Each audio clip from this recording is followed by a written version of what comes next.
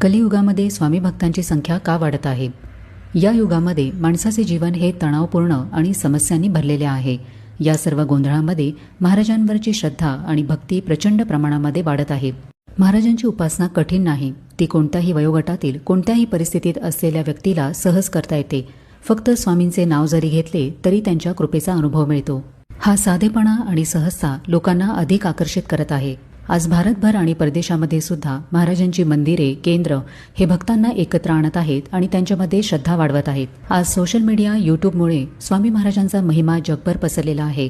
त्यामुळे नवीन पिढीही स्वामींच्या शिकवणींशी जोडली जात आहे. भक्त सांगतात की कोणत्याही संकटाच्या वेळी जर इतर उपाय काम करत नसेल तर महाराजांचे फक्त नामस्मरण केल्यावर सुद्धा समस्या सुटतात.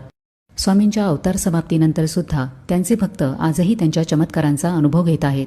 कठीण प्रसंगामध्ये लोकांना स्वामींची भक्ती हा मोठा मानसिक आधार वाटतो.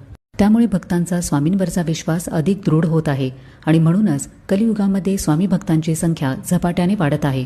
श्री स्वामी समर्थ.